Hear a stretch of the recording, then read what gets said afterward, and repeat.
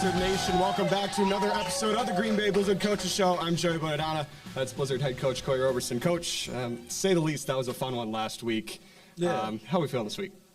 Yeah, back to business, right? You know, the fun is over, and we prepare for Quad Cities now. Well, back to business indeed. We'll talk about that game last week, though. Bismarck on the road. Obviously, a big rivalry over the last couple years, especially. The one that Bismarck had the upper hand winning the 6 previous matchups. But this one, your squad had their number, coming out with a dominant 55-14 victory. I think we've kind of discussed in the last couple of episodes, especially talking about the Vegas game, is that you were still looking for that like 60-minute complete win, and this one was probably the closest we've seen to that this year. What are your thoughts on how your team played for all 60 minutes last week? We played a complete game for sure. You know, still some things that we could shore up, get better at, but the complete game was there. We played all 3 phases of the game. Young men played hard, and you know, we saw the results, right? You know, I didn't know. I mean, the whole first half we played on one side of the field, as far as defense, right? We never kicked it across the 25, and the defense showed the resilience to. I mean, we only gave up 6 points the whole first half, so that was awesome to see as we reflect on the game. But it was all 3 phases of the game, so that was good. And we owe Bismarck, right? You know, right. It was a little cockiness over there with them, you know. So I need to put that on the table as well. You know, we dominated them in 2019. They had the upper hand on us in 2021. In 2022 as well, right? You know, they won the first 2 games by a combined 5 points. So it was some good. So it was good. It was good to show them why we still have Blizzard. We'll talk about that in a little bit. Just the fun that your squad had out there in the game against Bismarck. But the player of the game this week, so many great performances this week across the board. But got to give a nod to the quarterback, Jack Sheehan. Most passing yards by a quarterback this season with, had 243 all-purpose yards, 8 all-purpose touchdowns, but had the most passing yards by any quarterback in a game this season last week against Bismarck. Just talk about what Jack has done to elevate this offense since he's taken over as the starter against Frisco. You know, Jack is an interesting guy. You know, they call him Jack the Ripper. There's an endless number of nicknames for him that I just have ready to go in my head. Captain Jack, Jack the Ripper, Jack Frost, whatever it may be. You got a bunch of them. But no, he's a laid back guy. You know, he's been through a lot this year. And talk about the last couple of weeks, he's been through a lot. You know, things going on in his personal life. But for him to stick with it and have the type of performance that he had this past game shows a lot about who he is, about his character, about his upbringing as a whole, you know, his family dynamic. So, you know, I want to really give a shout out to the Sheehan family, you know, as they go through what they're going through, and Jack for being a part of our family as well, the extended family. So, you know, kudos to that young man to stick with it and stay with it and, you know, continue to grind. But his performance, it speaks for itself, you know, with his preparation to the game. And the guys he had throwing the ball, that he was throwing the ball to, had some pretty solid performances as well. Keyshawn Taylor with 7 receptions, 141 yards, 4 touchdowns. And then Steve Newbold, 3 receptions, 43 yards. All 3 of those receptions went for touchdowns. Especially with Steve Newbold getting into the offensive part of the game, like putting the ball in the end zone as a receiver. Seen that a lot over the last couple of weeks. Talk about his role in the offense now. That's kind of risen up over the last couple of weeks. You talking about Steven? Yeah. I don't even know where to start with that guy. He's full of energy. If you saw him in that game, I mean, he was swimming on turf. He was surfing on turf. He had all the dance moves. I had to ask him if he was okay. Like, it was full of energy, and I love it. right? Because he sparks the team every day with his character and what he brings to the game and to our team. So his impact on the game has been bar none, right? Tremendous. He's a rookie learning the game. He's starting to come into his own. He's the all type of receiver, right? He could block. He's physical. He has the finesse in him, and he's a grinder. So to see that young man flourish and be able to excel at a high level, especially this past week. He also had 4 tackles on special teams. So you're talking about the complete player. He was busting his butt in all phases. So. And switching gears to the other side of the ball, we'll touch base on the offense as a whole, coming back in a little bit. But defensive side of the ball, got to look at that number that you allowed Bismarck to score, which was 14. For a little bit, you were number 1 in the league in points allowed per game, but it's currently sitting at number 2 by a slim margin. You have a new tackles leader, kind of been a back and forth now between Mamadou and James for league lead and team lead. So I'm sure that's definitely a fun thing that I think Mamadou said something this week like stats aren't really his thing, but it's a cool thing to see at the top of the list in the IFL. Mamadou and by league leader in tackles. But James this week added a forced fumble and an INT to his line. The playmakers that you have on the defensive side of the ball have definitely made an impact, especially those game-changing plays with the 6 forced turnovers. How big of an impact did that play in getting the win on Saturday? Yeah, I respect what Mamadou is saying as far as stats and everything. There's a reason why I personally believe he's the best defensive back in this game. He comes to play. It don't matter what game it is, he's going to show up and show out, right? He's going to do his job.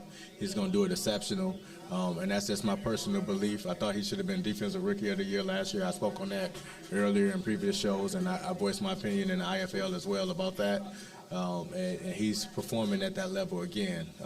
Kudos to Mamadou as in his second year continue to perform the way he's performing at a high level. So hats off to him. As far as him and James going back and forth, I don't even know if maybe James might be keeping track. I don't think Mamadou is keeping track at all. And if he is, it's behind closed doors because he don't ever let that out. But that's cool to know that you got your safety and your linebacker that's leading the team in tackles, and that's the way the defense is built, right? They both playing at a high level. So kudos to them young men. As far as 14 points, that's a dominating performance by the defense as a whole. So all 8 and 9 players that played in the game, with our reserve coming in the game as well. That's them buying into the system, them believing in the process, and read and react, right? Attack defense and being able to play fast. So kudos to them, even with injuries that happened in that game. So I can't take credit for that. That's them young men that show up every week and work hard. So that's kudos to them young men. Absolutely. And another one that I wanted to touch on, DeJour Nesbeth made his return to the field this week.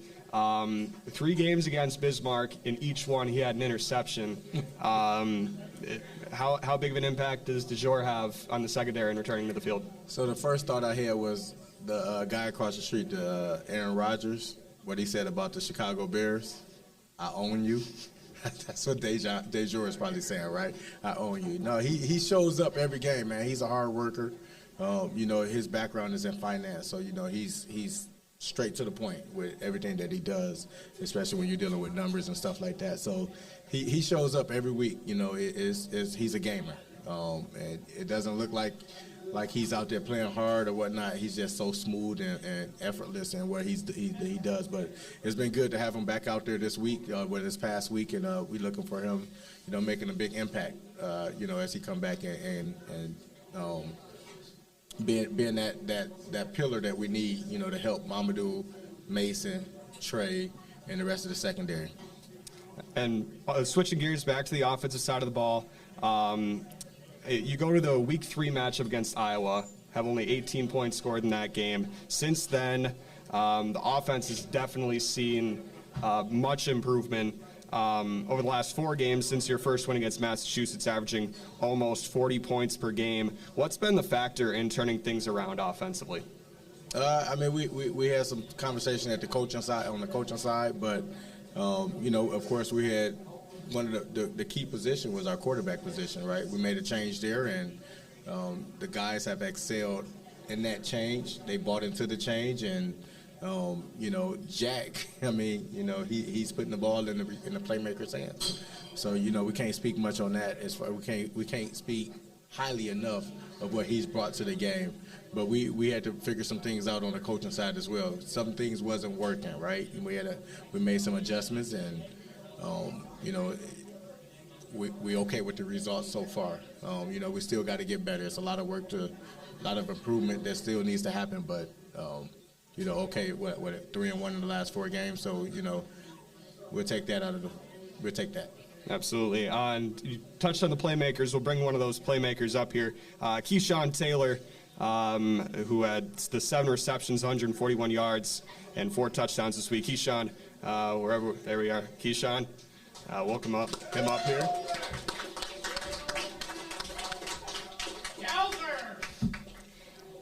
All right, so Keyshawn, we touched on a little bit earlier, this wide receiver unit as a whole. Seemed like every single time there was a touchdown this past week against Bismarck. You guys are having a little bit of fun out there. Just talk a little bit about what that game meant to you and getting that big win under your belt. Like 0-6, I believe, 0-6 from the last year playing against them. So we just had to come out. This was gonna be our last year. I think last time playing them for the year. So we just had to come out and show out and get back from all the previous games that we lost.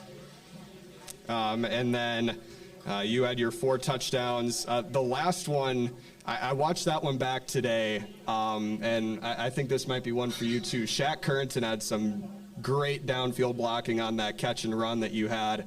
Kind of talk just the cohesion and having being able to make the play for each other out there. What do you think that means to you, getting that block from your fellow wide receiver? Yeah, definitely. Shout out to my boy Shaq.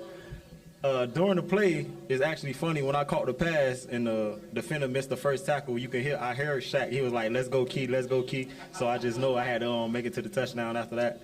And he's, wonderful blocking, and we just set it up like that. And I'll get your input on that. What do you like about that block from Shaq on that play? Well, that was a big time block. That's finishing the play, right? Playing to the whistle, selling out for your teammate. Extending the play for your teammate as well. Doing what you got to do to help him get to pay dirt, right? Sneaky speed. I was like, don't get caught, and he just kept them legs turning. So we had a conversation about 3 years ago about his speed, and we had some receivers that they had some competition and all that stuff, and he had his ranking. I forget what you ranked. You was the best route runner? Best route one on the team. It was something like that. Best you was route the total one. package. I was told I'm everywhere. Best universal player on the team right now. Look at that. Best looking also. Look at that. Best looking. Oh, Best wow. looking also.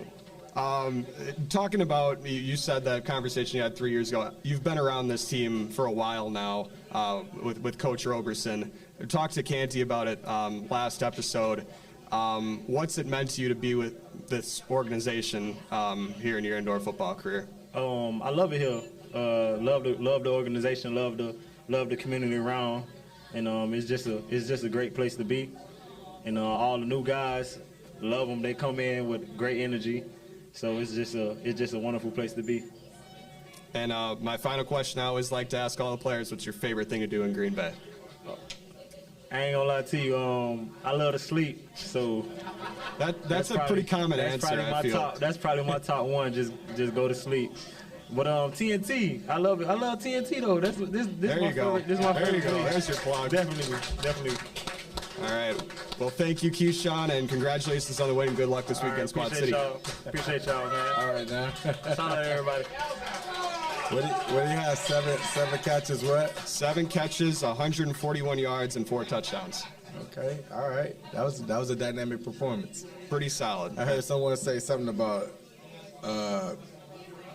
there was a blizzard in North Dakota, and they didn't get a warning. And they were coming. And we was beating them so bad that we was making up for the other 6 losses that we had. Yeah, I was talking with Sam about this. It was like the first 2 games, it was, all right, whatever, 3 points, 2 points.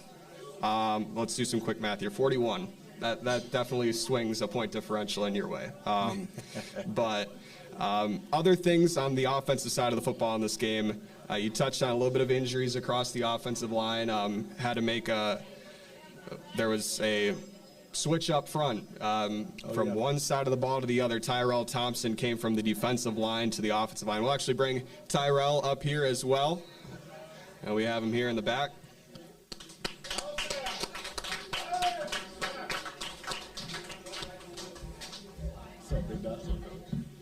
All right, so Tyrell, obviously an interesting situation. You come into this game playing right guard for most of the game. What was that transition like? And obviously the team had a lot of success in making plays and having the protection up front. It was different. I believe I went to coach kind of last week or after Quad City and kind of brought the idea to him, and it was more of a business decision on my part. I knew we were hurting the O-line, so being that, I can play multiple positions, offense or defense, I wanted to help the team. And so I put the team first, and I had fun out there. I feel like it showed. Offensive line, when's the last time you played offensive line? Never. Never? What, like not even in high school? Not even in high school. I was a tight end fullback, but never offensive line. Wow. Tight end close. It's close. It's close. Yeah, I mean, you got blocking a little bit in there. I was receiving tight end. Then there you go. That doesn't even count. That does not even count. But obviously a big change, and one that you made kind of on the fly and coming up in a big spot and getting that big win against Bismarck. Same question I asked Keyshawn. What's your favorite thing to do in Green Bay? I'm here to play football, so Play football? Yeah, it's my favorite thing to do. Hey, it's a football town, so you're not in a bad spot. Yes, sir. So, hey, appreciate it, Tyrell, for coming up, and good luck this week. Yeah, that was the interesting with Ty. Ty came to us and said, I know where we hurting at, Coach. I could do it. He actually could play all three positions. He could snap the ball, so having a versatile guy like that on the team is always good. Ty kind of, I don't want to say the word bully. He kind of barged his way into our leadership council. That's what they say. He wasn't invited. He said, I'm going to be on this. And, it's been good ever since. He's been given a lot of insight, and from a player standpoint, and, he speaks up as a leader. So he's been a great addition to the organization. So moving forward to this week, you come back home, have a big game against Quad City, who you played 2 weeks ago, lost on the road 49-31. What's the message coming into this week? Obviously a big win last week, but you've got business with Quad City as well coming into this one. Right, yeah. Bismarck is over. We would never relive that game. That game is done in the past. So our only job is to focus on Quad Cities. We know what happened in Quad Cities. Tough environment, tough environment to play in. We played there twice. We 1-1 in there since, under our tenure there. And, it's coming out playing at a high level. That's a good organization. They put up 49 points. I believe that's the most points we gave up all season. Corey does a great job with his team. And, he was a part of that Bismarck team that beat us 4 times last year as the offensive coordinator. So he seems to have our number. We talk and we joke, and he says our defense is the only defense that gave him trouble in 2019. So he put a lot of emphasis on breaking down our scheme. So now it's on me to help our guys do something different and be in a better position, right? To be successful. So, challenge accepted, Corey Ross. So hopefully I know you watching this. So challenge accepted. But he does a great job with that organization, especially having a 2019 Offensive Player of the Year back in E.J. Anderson, Hilliard. So we expect a good game. I remember the last matchup when we had Keyshawn up here a little bit ago. But that game, Hilliard and Rudd, who's also on the squad again this year, it's an electric connection. It was an electric connection back then, and they're having a little bit of success ever since EJ's come back to Quad City. So definitely an interesting matchup to watch. Anything else? Any other words that you've got coming into this game this week? No, control the controllables, right? You know what I mean? Focus on ourselves. Let's focus on us to get better each day, each play, right? So Nothing else really mattered. Let's not beat ourselves and, control the controllables. And our human interest question this week. Oh, I forgot about this that. isn't going to be a too difficult one. Favorite music, kind of favorite band, favorite artist. Let's let the Blizzard fans know. Blizzard fans know what you're listening to. All right, a true story. I really don't listen to music. Wow. Like I drive an hour to work every day, and I can really No sit music. in silence. I listen to these little podcasts, or whatnot, but I could drive and not ever turn on the radio. So that's not. I mean, but if I had to pick a genre, I'm R&B, hip hop. Of course, that's what I grew up in. That's the music that I like. But as far as when I turn the radio on, hey, whatever.